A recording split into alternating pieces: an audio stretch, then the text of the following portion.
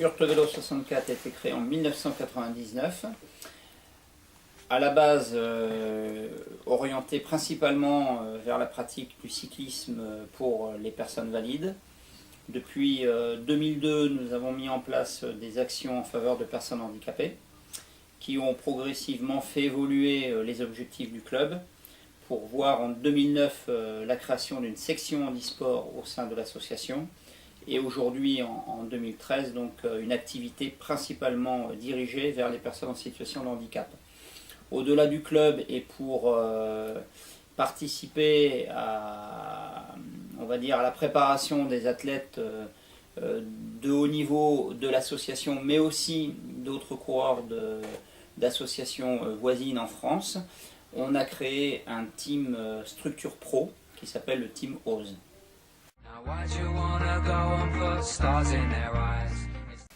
Alors le Team OSE a été créé essentiellement pour mieux accompagner, comme je le disais, les athlètes de haut niveau, dans le sens où, de façon à professionnaliser notre offre, on a estimé qu'un petit groupe de coureurs était plus facilement gérable que le groupe tel qu'il existe aujourd'hui à Urte-Vélo 64, quand même composé d'une vingtaine d'athlètes. On a également mis en place cette structure pour permettre à d'autres coureurs, d'autres associations de nous rejoindre, puisque la particularité du team est que les athlètes restent licenciés dans leur club, donc peuvent continuer à œuvrer pour leur département, leur région et leur club, mais aussi donc courir sous les couleurs du team qui leur met certains moyens à disposition. Donc ce club, ce team est formé d'athlètes provenant de toute la France, avec aujourd'hui, c'est vrai, une majorité d'Urtois, mais la particularité, surtout la difficulté de mise en place, était liée au fait qu'il n'y avait aucune structure de la sorte qui existait de par le monde, hein, pas seulement en France, mais même dans le monde. Donc il a fallu convaincre les partenaires, ce qui était assez compliqué pour pouvoir entre guillemets, leur vendre un produit qui n'existait pas ailleurs. C'est toujours un peu délicat, mais on a quand même eu la chance d'avoir un très bon accueil des instances internationales, puisque à la base, quand l'Union cycliste internationale a pris en compte le paracyclisme en 2006, ils avaient en gros comme objectif de développer le paracyclisme à l'image des valides. Donc l'arrivée d'un team pro en paracyclisme, et le premier étant le nôtre dans le monde, a été vue très, très favorablement par l'UCI, puisque ça correspondait aux objectifs qui s'étaient fixés lors de la prise en compte du paracyclisme au niveau mondial.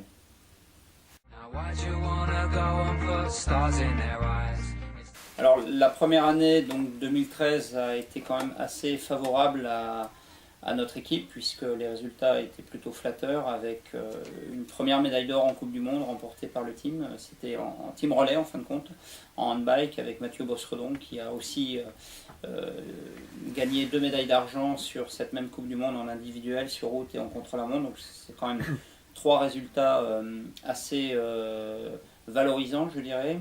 On a également eu une deuxième médaille d'argent avec Adeline en tricycle, qui était aussi donc du coup la première médaille en Coupe du Monde pour une fille, en France également à ce niveau. Donc tout ça fait qu'aujourd'hui on est très motivé pour l'avenir, puisque d'autres coureurs se sont bien comportés, que ce soit Damien Brou et David Calmont, qui ont été sélectionnés en équipe de France pour participer au championnat du monde. Damien Brou qui termine 4e de la finale de la Coupe du Monde à Matane au Canada, qui est aujourd'hui son meilleur résultat personnel, et un des meilleurs également pour le team et Urte-Vélo 64, puisque Damien est également licencié à Urte-Vélo 64. On a également David Calmont, qui était également au championnat du monde et qui termine 5e de ces championnats, qui est aussi sa meilleure performance individuelle sur une telle épreuve. Et tous ces coureurs donc, font également partie du team. Donc le bilan est bon, voire même voire même intéressant, puisqu'il récompense notre audace de cette première année. Du coup, pour 2014, eh bien, on a des objectifs qui sont vus à la hausse. Déjà, par rapport à l'arrivée de deux nouveaux coureurs, en l'occurrence Cédric Ramassamy et Damien de Beaupuy, qui est non-voyant, qui sera piloté par Michael Dinin. Ces deux coureurs, ces deux athlètes étaient aux Jeux paralympiques de Londres. Donc ce sont également des jeunes coureurs, puisque Cédric a 21 ans, aura 21 ans l'année prochaine, et Damien, lui, en aura 22. Ça démontre aussi l'objectif principal du team, c'est-à-dire ouvrir en grand les portes vers la jeunesse, puisque Mathieu Bosredon, lui, a 23 ans. Et en gros, ces trois coureurs sont aussi les trois plus jeunes coureurs de l'équipe de France actuelle, du collectif France. Donc c'est pour nous directement un investissement vers des échéances plus longues, telles que Rio, puisque 2016 est aujourd'hui l'actualité de notre activité, de notre sport. Donc 2014 sera effectivement donc, une année encore intermédiaire pour nous, avec ces nouveaux coureurs, mais aussi quelques anciens qui seront encore avec nous, avec évidemment l'objectif maintenant de remporter une Coupe du Monde à titre individuel et pourquoi pas une médaille aux prochains championnats du monde qui auront lieu aux États-Unis à Greenville. Alors, au-delà du team, la chance que nous avons aussi, c'est d'avoir Hurt Vélo 64 qui pousse derrière, je dirais, les athlètes de haut niveau.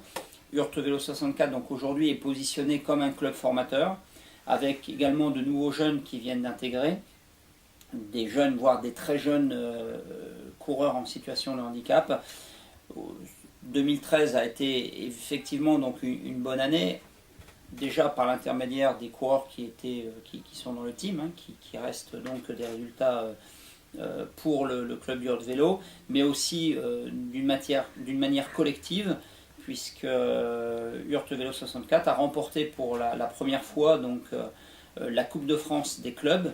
Donc nous avons le trophée ici qui nous a été remis il y a peu de temps donc, pour nous récompenser toute l'équipe, auquel évidemment nous allons joindre le staff, l'équipe technique autour de ce club qui a au moins eu le privilège de nous amener ce beau trophée cette année.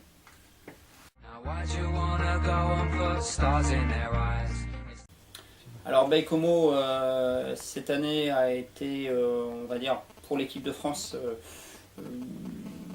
une édition plutôt mitigée au niveau des résultats, puisque seulement deux médailles de bronze, non même pas une médaille de bronze a été ramenée par l'intermédiaire de Joël Jeannot en handbike sur l'épreuve de route.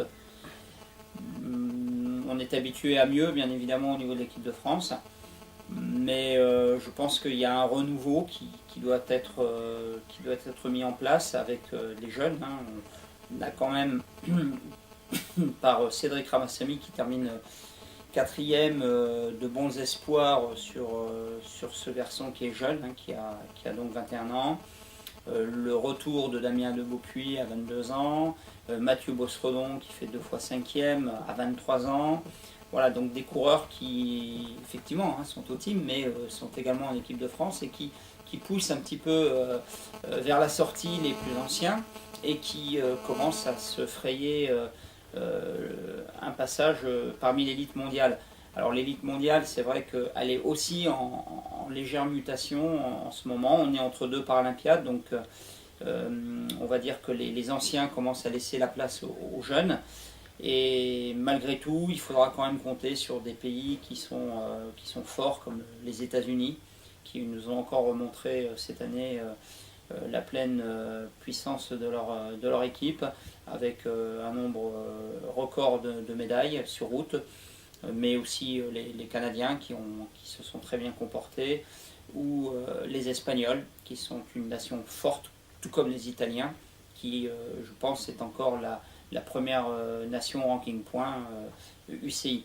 Donc voilà des nations qui ont réussi à faire le pas entre 2012 et 2016 à nous maintenant en France de réorganiser tout ça et pour amener de nouveaux athlètes au niveau d'ici 2016. Why'd you wanna go and put stars in their eyes? It's the same old story, well they just didn't realize. Alors concernant Jerry Jezek, donc le Tchèque qui était, donc a été invité par la Société du Tour de France pour faire l'ouverture, on va dire, du contre-la-montre du Mont-Saint-Michel en 2013. Jerry est, voilà, niveau handisport, enfin au niveau du paracyclisme, est une figure emblématique de la discipline. Il est largement reconnu comme un grand athlète avec de nombreuses médailles paralympiques. Il a été champion paralympique du contre-la-montre sur route à Londres, entre autres, et vice-champion paralympique sur piste. Donc voilà, quelqu'un qui a emmagasiné un certain nombre de titres mondiaux des titres mondiaux et des médailles paralympiques. Voilà, donc sur la participation de Jerry, elle est tout à fait logique, je veux dire, de par sa stature ou son statut. Qu'un Tchèque ouvre sur une épreuve comme telle que le Tour de France, je dirais que c'est quand même dommage, parce qu'on a des athlètes français qui auraient également mérité, même si des garçons comme Laurent Thirionnet ou Joël Jeannot l'ont eu fait à une époque. Voilà, c'est peut-être un côté un peu nationaliste de ma part, mais j'aurais bien aimé quand même, voilà, personnellement, que le Tour de France puisse mettre à l'honneur un Français. Toujours est-il qu'il est vrai que derrière Jerry, il y a un partenaire tel que Skoda, qui est un des partenaires principaux du Tour de France. Donc voilà, il y a un petit peu aussi on va dire qu'au niveau marketing, il y aura certainement cause à effet. Bon, l'important, je dirais, au-delà de tous ces problèmes ou de tous ces commentaires qu'on pourrait avoir autour de cette participation, je pense que ce qui est à mettre en avant principalement, c'est l'ouverture du contre-la-montre sur une épreuve telle que le Tour de France par un sportif handicapé, en l'occurrence Jerry, qui est donc amputé tibial, donc qui dispose d'une prothèse à la place du tibia. C'est surtout ça que je pense qu'il faut mettre en évidence, et je pense qu'il devrait y avoir beaucoup plus de choix par des organisateurs pour l'intégration des personnes en situation de handicap sur des épreuves valides. Je sais qu'au niveau de la réglementation, au niveau des assurances, c'est très compliqué. C'est même un vrai casse-tête.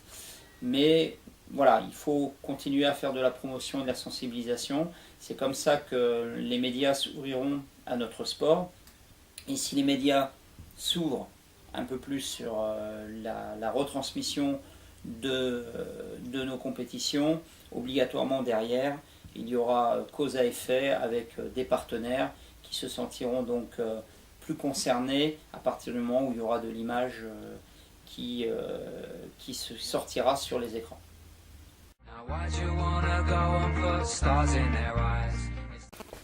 Alors qu'un organisateur tel qu'Amaury Sport Organisation puisse mettre en avant le paracyclisme par l'organisation d'une Coupe du Monde, pourquoi pas. Je pense qu'honnêtement, ça serait un très très bon coup de projecteur pour notre discipline, puisque derrière ASO, il y a bien toute la cavalerie de médias qui suit leurs faits et gestes, et c'est comme ça et c'est très bien. Donc effectivement, pour la promotion de notre discipline, ça ne pourrait qu'être intéressant et valorisant. Est-ce que ASO aurait envie de le faire ? Ça, c'est un autre problème. Je pense que c'est une société qui a déjà beaucoup d'organisations actuellement en route, aussi bien vers le cyclisme que la voile ou le golf. Et est-ce que vraiment ils trouveraient un intérêt à organiser ce type d'épreuve ? À quel moment ils l'organiseraient et sur quelle base ? Voilà, je pense que la question a certainement déjà dû être posée à M. Prudhomme, puisqu'il y a suffisamment de gens qui gravitent autour du cyclisme traditionnel et qui sont également intéressés par le cyclisme, le paracyclisme. ça serait à creuser, pourquoi pas. En tout cas, je pense que le paracyclisme ne serait pas perdant.